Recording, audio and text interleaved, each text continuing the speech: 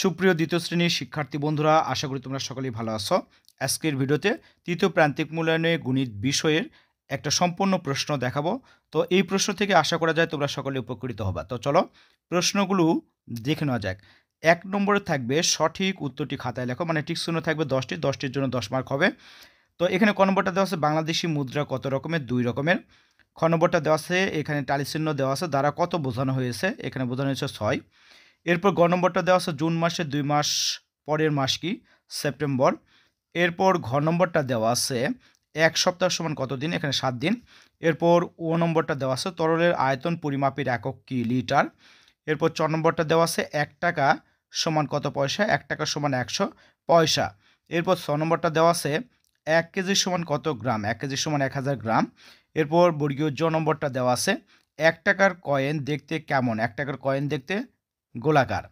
এরপর ঝ নম্বরটা দেওয়া আছে ২ মিনিট সমান কত সেকেন্ড? ২ মিনিট সমান ১২০ সেকেন্ড। এরপর ইও নম্বরটা দেওয়া আছে মাঘ মাসের আগের মাসের নাম কি?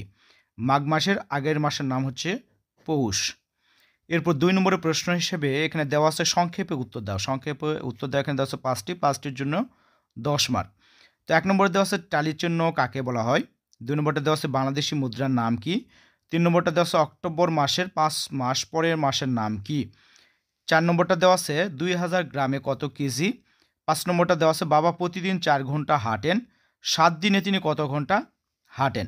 এরপর ৩ নম্বর দেওয়া আছে অঙ্কে লেখো, ৫টি থাকবে, ৫টির জন্য ৫ মার্ক। ৯৯, ৫৭, ২১, ৪৫, ৭৭। এরপর ৪ নম্বরটা দেওয়া আছে কথায় লেখো, ৫টা থাকবে, ৫টার জন্য ৫ মার্ক। ৪২, ৬৭, ৩৩, ১৭, ৯০। এরপর ৫ নম্বরে দেওয়া আছে ৬ এর ঘরের নামটা লেখো, এইটার জন্য থাকবে ১০ মার্ক। এরপর ৬ নম্বরে দেওয়া আছে সমস্যার সমাধান। এখানে যে কোনো ৪টির উত্তর দিতে হবে। এখানে প্রশ্ন আছে ৫টি, ৫টির মধ্যে যে কোনো ৪টির উত্তর করতে হবে, যার জন্য মার্ক হবে ৪ × ১০ = ৪০। এখানে ক নম্বরটা দেওয়া আছে ইভাত ৪০ টাকায় ১ কেজি ডিম এবং ৬৫ টাকায় ১ প্যাকেট বিস্কুট কিনলো, সে কত টাকা খরচ করলো? খ নম্বরটা দেওয়া আছে ৭৫ গ্রাম মাপার জন্য কোন কোন আদর্শ বাটখারা লাগবে?